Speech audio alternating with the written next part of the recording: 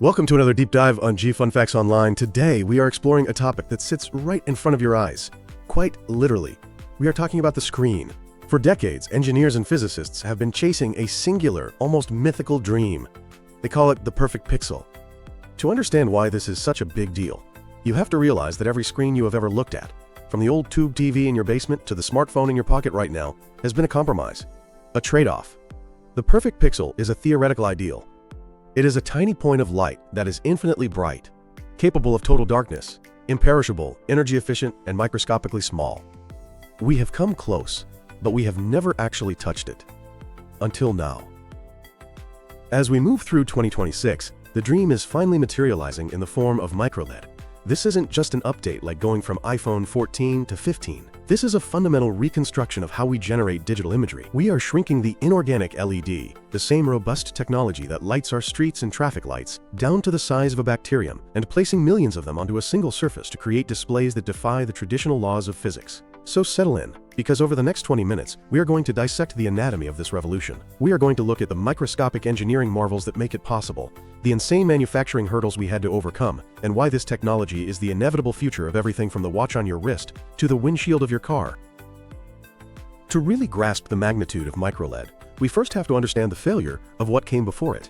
Every display technology is defined by its limitations. Think about liquid crystal displays, or LCDs. These have been the workhorse of the tech world for years, but they have a fatal flaw. They require a backlight that is always on. To show black, they try to block that light, but they can't block it all. That is why, when you are watching a movie in a dark room and the screen goes black, it is actually a glowing dark gray. You get those blooms of light around bright objects. It breaks the immersion. Then came OLEDs, organic light emitting diodes. These were a massive leap forward because they are self-emissive. Each pixel makes its own light. If you need black, you just turn the pixel off. It is perfect, infinite contrast. But the key word there is organic. The O in OLED stands for carbon-based compounds. And like all organic matter, they degrade, they die. If you push an OLED panel too bright, you kill it faster. If you leave a static image on the screen, like a news ticker or a health bar in a video game, it burns in. It is fragile. This is where MicroLED changes the game. It takes that self-emissive property of OLED, that ability to turn off a pixel completely for perfect blackness, and it strips away the mortality. At its core, a MicroLED is just a microscopic version of a gallium nitride LED, but we are talking about scaling it down to less than 50 micrometers. In some augmented reality applications, we are shrinking them to smaller than 10 micrometers. Because they are inorganic, they are essentially microscopic crystals. They are immune to oxygen. They are immune to moisture degradation. You can drive them hard, very hard. To give you some context on brightness, a premium OLED TV today might struggle to hit 2000 nits of peak brightness without risking permanent damage. A MicroLED chip? It can theoretically output millions of nits at the source. In a practical commercial TV, this translates to peak brightness levels of 4000 to 10,000 nits. This means high dynamic range content that actually looks like real life. If you see an explosion on screen, or the sun glinting off a car bumper, it creates a visceral realism that other technologies simply cannot physically match. And because it is inorganic, you get that pixel-perfect black without the fear. You could leave a bright static image on a MicroLED screen for days, weeks, or even years, and those inorganic crystals will not suffer from burn-in. It is the combination of blinding highlights and perfect shadows, a contrast ratio that is effectively infinite, in a package that basically lasts forever. So you might be asking, if this tech is so superior, why aren't we all watching it right now? Why isn't every TV a MicroLED TV? The answer lies in the sheer, terrifying scale of the manufacturing challenge. Let's do the math. A 4K display contains roughly 8.3 million pixels, but each pixel is made of a red, a green, and a blue subpixel. That means a single 4K MicroLED screen requires nearly 25 million individual microscopic LEDs. Manufacturing the LEDs themselves is actually a mature process. We grow them on sapphire or silicon wafers, just like computer chips. The problem is moving them. We call this the mass transfer challenge. Imagine you have a wafer full of 25 million tiny LEDs, and you need to move them onto a display board. If you used a traditional mechanical pick-and-place machine, the kind used to build circuit boards which handles about 25,000 units per hour, assembling a single 4K television would take weeks. It is completely impossible for mass production. To make MicroLED commercially viable, the industry had to invent entirely new physics for manufacturing. As of 2025, we have seen three primary technologies emerge as the leaders in this race, and they are fascinating. First, we have laser-induced forward transfer, or LIIFT. This is exactly what it sounds like. Companies like Unicarta and Coherent have refined this. They use a high-powered laser to blast the MicroLEDs off their carrier wafer. The laser pulse creates a tiny shockwave, a microscopic blister that propels the chip across a gap and onto the receiving display board. We are talking about shooting millions of chips through the air, with microscopic precision. This method has achieved transfer rates of over 100 million chips per hour. The second method is elastomer stamp transfer. This was pioneered by companies like Celeprint. Imagine a very high-tech lint roller. They use a soft, sticky polymer stamp that picks up thousands of chips at once from the donor wafer. But it doesn't use glue. It relies on van der Waals forces, the same molecular stickiness that allows a gecko to walk on a ceiling. By modulating the speed and pressure, they can pick up the chips and then print them onto the display backplane. It is elegant, silent, and incredibly fast. The third method is perhaps the most sci-fi approach of all: fluidic self-assembly. Companies like Elux are championing this. Instead of placing chips one by one or stamping them, they suspend millions of MicroLEDs in a liquid solution. They flow this liquid over a display backplane that is dotted with special trap sites. Through gravity, capillary forces, and magnetic fields, the chips naturally fall into their assigned holes, like puzzle pieces finding their own place. It promises immense scalability because you aren't placing chips, you are growing the display. However, getting the yield reliability up to 99.9999% with this method is still a hurdle. But moving the chips isn't the only problem. There was also a problem with light itself, specifically red light. You see, blue and green LEDs are typically made from indium gallium nitride, which is highly efficient. But red LEDs have traditionally been made from a material called Allen gap. The problem with Allen gap is that it is brittle. When you shrink it down to the micro scale, it suffers from severe efficiency droop. As the chip gets smaller, the ratio of surface area to volume increases. Electrons get trapped at the jagged edges of the crystal. This is called surface recombination, and it kills the light output. For years, red MicroLEDs were only 1 to 2% efficient compared to 40% for blue. It was a showstopper. But in 2024 and 2025, we saw breakthrough solutions. Companies like Porotech and various academic labs successfully engineered native red InGen LEDs, solving the material science problem. Others took a different route using quantum dot color conversion. In this method, you use highly efficient blue LEDs for every single pixel. Then, you coat the red and green subpixels with quantum dots.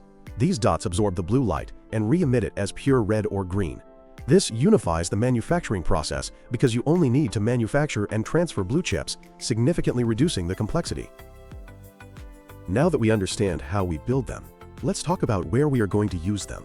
While wall-sized TVs grab the headlines at CES, the true killer app for MicroLED is undoubtedly augmented reality, or AR glasses. If you want to create convincing AR, you need to project digital images onto transparent glass, known as waveguides, that sit in front of your eyes. The problem is that these waveguides are notoriously inefficient. They block or scatter over 90% of the light that enters them. So to get a decent 1000 nits of brightness to your eye, enough to compete with sunlight so you can see your hologram outdoors, the display engine itself must output a staggering 50,000 to several million nits. OLED cannot do this, it would burn up. LCD cannot do this, it is too bulky and dim. Only MicroLED can. In 2025, we witnessed the debut of JBD's Hummingbird and Phoenix series projectors. These are tiny engines, smaller than a sugar cube, that can pump out millions of nits of brightness. When paired with high-index waveguides, like those made from silicon carbide seen in Meta's Orion prototype, they deliver crisp, daylight-visible holograms in a form factor that actually looks like regular eyewear. The power efficiency is also critical here. In AR, pixels are mostly off, because the display is transparent. Since MicroLED only consumes power for lit pixels, it is vastly more efficient than older LCOS displays, which need a constant light source. This is the key to unlocking all-day battery life for smart glasses. Moving beyond eyewear, let's look at the commercial landscape for 2026 and beyond. We are currently in the transition phase from lab curiosity to luxury product. In the living room, Samsung has been the pioneer with the wall, but in 2025 and 2026, the focus shifted to consumer sizes. At CES 2025, we saw 76-inch, 89-inch, and 101-inch MicroLED TVs. Prices are still in the tens of thousands of dollars, but the trajectory is clear. As yield rates improve, meaning fewer dead pixels to repair, costs will plummet. Analysts predict that by 2030, MicroLED TV production capacity will grow from thousands of units to over 6 million annually. Smartwatches are another perfect testing ground. They need high brightness for outdoor visibility and long battery life. While Apple's MicroLED watch project faced some setbacks, the supply chain didn't stop. Manufacturers like AUO are ramping up production for high-end timepieces from brands like Garmin and Tag Heuer. A MicroLED watch face looks like painted glass. The display sits right on the surface, with viewing angles and vibrancy that make the screen disappear, leaving just the information. And let's not forget the automotive industry. Car manufacturers are aggressively adopting MicroLED for transparent displays. Imagine a windshield that highlights pedestrians or projects navigation arrows directly onto the road glass. MicroLED's transparency, which can be up to 70% when the pixels are spaced apart, combined with its high brightness, makes it the only technology capable of safety-critical heads-up displays. By 2027, luxury vehicles from BMW and Mercedes are expected to feature MicroLED dashboards that seamlessly blend digital clusters with wood or glass interior trims. Finally, there is a compelling sustainability narrative here. In a world increasingly conscious of e-waste, MicroLED offers longevity. Accelerated aging tests conducted in 2024 and 2025 have shown MicroLED panels running for over 100,000 hours with negligible brightness loss. Compare this to OLEDs, which often show noticeable degradation after just 30,000 hours of high-brightness use. A MicroLED TV bought in 2026 could easily still be in prime condition in 2040. Furthermore, they are energy efficient. They are current-driven devices with very low resistance. They convert electricity to light more efficiently than OLEDs, which lose energy as heat through organic layers, and certainly more than LCDs, which waste energy blocking the backlight. Widespread adoption could save terawatt-hours of electricity globally. To conclude, the journey of MicroLED has been a marathon of physics and engineering. We had to learn how to grow crystals better, how to lift them with lasers, and how to place them with the precision of a surgeon millions of times over.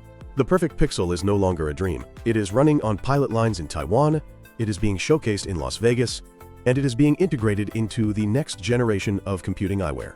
The price tag is high right now, but the history of technology tells us this is temporary. The first plasma TVs cost $15,000. The first OLEDs were equally exorbitant. MicroLED is not just another screen update, it is the final destination of display technology. It combines the best traits of every predecessor without their weaknesses. It is the bright, black, durable, and efficient future we have been waiting for. By the time the 2030s arrive, we won't just be looking at screens anymore. We will be looking at pure light, seamlessly woven into the fabric of our reality. Thanks for listening to G Fun Facts Online, and we will catch you in the next deep dive.